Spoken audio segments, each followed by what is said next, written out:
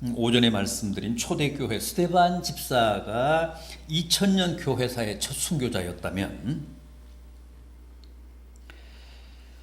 134년 역사의 한국 개신교사의 첫 순교자는 영국인 선교사인 로버트 토마스 목사입니다.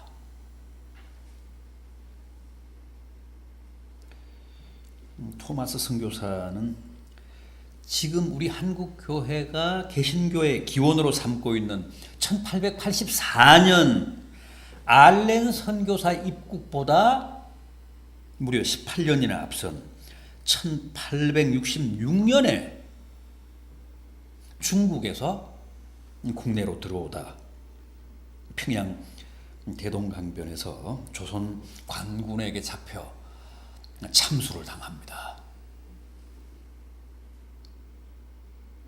토마스 선교사는 1840년 9월 7일 영국 웨일즈 지방 라다야에서 목사의 아들로 출생을 했습니다.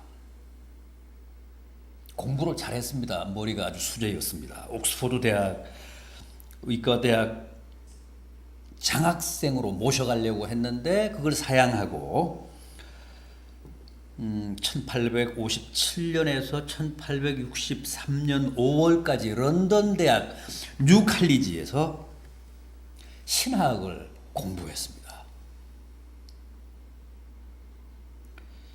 그리고 1864년 6월 4일에 아버지가 목회하던 고향 하노버 교회에서 24세 때 목사 안수를 받습니다.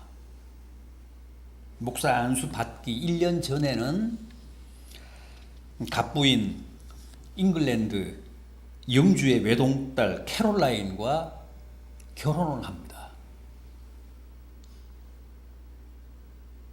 목사 안수를 받은 해 8월 런던 선교회의 파송 선교사로 부인과 함께 중국 상해로 옵니다. 그리고 그 다음 해 아내 캐롤라인이 사망합니다.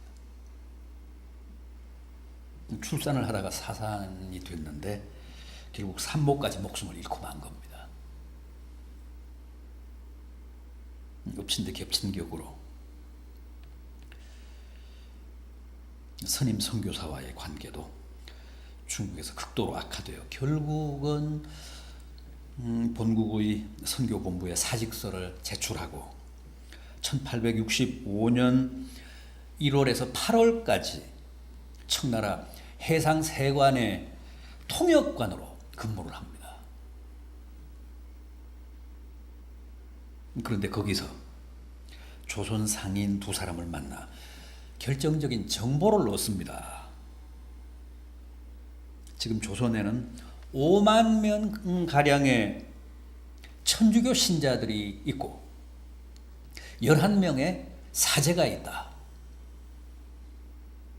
그런데 천주교의 기도문 같은 문서는 있는데 성경은 한 권도 없다. 그리고 개신교회라는 것은 아직 없다. 조선에 대한 이 정보는 토마스 선교사를 대단히 흥분하게 했습니다. 그리고 조선이야말로 자기가 꼭 가야 할 선교지라고 확신하게 됩니다. 그래서 당장 그해 9월 세관 통역관직을 사임하고 스코틀랜드 성서공회의 지원으로 선교지 답사차 조선을 방문합니다. 그게 1865년 9월 13일이었습니다. 선교의 열정에 사로잡힌 그는 서해 백령도 근처의 작은 섬에 도착해서 약 2달 반가량 체류하면서 조선말을 익히고 또 자기가 가지고 온 한문 성경 약 200여 권을 배포합니다. 그리고 일단 다시 중국으로 돌아가죠. 그리고 런던 선교회로부터 정식으로 조선 선교를 허락받아서 조선 선교사로 이제 배편을 찾던 중에 마침 미국 상선인 제너럴 셔먼호를 만납니다. 그게 1866년 8월 9일. 그러니까 제2차 선교 여행, 그 조선행 선교 여행길에 오릅니다. 제너럴 셔먼호는 중국 출항 일주일 만에 대동강 입구 용강 주영포에 도착을 해서 대동강을 거슬러서 평양 쪽으로 올라가다가 8월 27일 평양 한사정에 정박을 하고 조선과의 통상을 요구했습니다. 이때 조선은 대원군의 쇄국 정책으로 외국인들에 대한 감정이 극도로 나쁜 때였습니다. 결국은 조선 강군과 무력 충돌이 발생을 하고 제너럴 셔먼호가 9월 2일에 양각도 모래톱에 좌초를 합니다. 토마스 선교사는 불타는 셔먼호 갑판 위에서 자기가 가져온 성경을 다 그 강가로 던지고 마지막 한 권은 자기 가슴에 품고 강물에 뛰어내렸는데 결국은 조선군에게 생포가 됩니다. 격분한 조선 관군들이 그 제너럴 셔먼호에 타고 있던 모든 승선자들을 살해하고 토마스 선교사도 거기서 처단을 하는데 그때 형 집행관이 바로 박춘권이라는 사람이었습니다.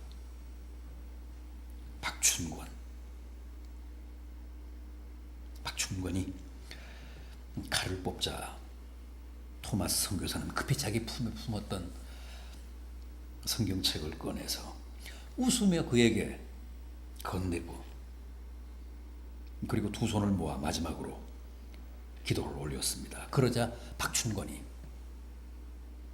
칼로 토마스 선교사의 목을 베입니다.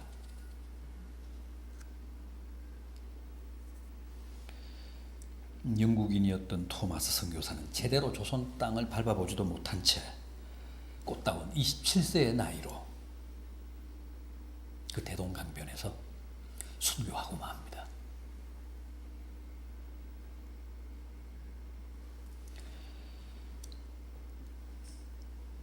그의 그런 죽음이 아무런 의미도 없는 것 같았지만 실은 그렇지 않았습니다. 결국 토마스 선교사의 그런 순교가 이 조선 땅에 선교의 문을 열었습니다. 그에게 성경을 받고 목을 쳤던 박춘권은 1899년 평양교회의 영수가 됐습니다. 장로가 됐습니다. 토마스 선교사가 던진 그 성경을 주었던 장사포에 홍신길은 서가교회를 설립을 했고 석호정 망경대에서 성경을 받았던 최치량은 평양교회를 설립했습니다. 또 받은 성경을 찢어서 벽지로 사용했던 영문 주사 박영식은 자신의 집을 널다리 교회 예배처로 제공을 했습니다. 아무튼 그 토마스 선교사의 죽음, 그 순교와 관련된 모든 사람들이 후에는 다 아주 귀한 교회 지도자들이 되었습니다. 그리고 평양은 후에 한국의 예루살렘이 되잖아요.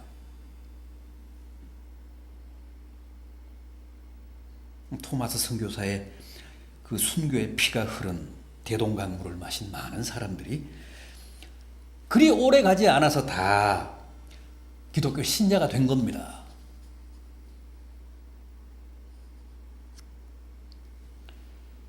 그가 순교한 해인 1866년 1월 12일 런던 선교회에 보낸 그의 편지 한 대목입니다. 바다 건너 조선이라는 나라의 땅에 선교사 한 명이 없다는 사실이 너무 가슴 아픕니다. 저를 꼭 그리로 보내주십시오. 제가 가겠습니다. 또 대동강변에서 토마스 선교사의 목을 쳤던 박춘권의 진술입니다.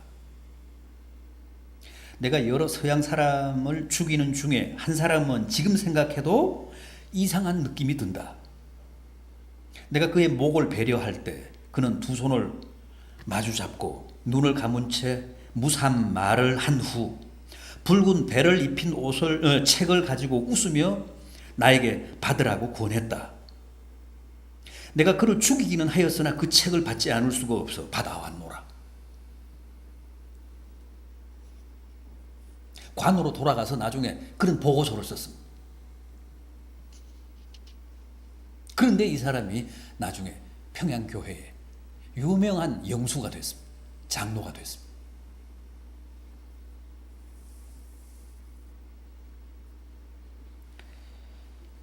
여러분, 특히 우리 한국교회는 로버트 토마스 선교사의 이 순교, 이 희생을 절대 잊으면 안 됩니다. 정말 토마스 선교사야말로 이 땅에 심겨진 최초의 하늘의 미랄이었습니다. 언제나 기억하며 감사하며 그의 위대한 순교적 신앙을 잘 개성합시다. 기도하겠습니다. 주님,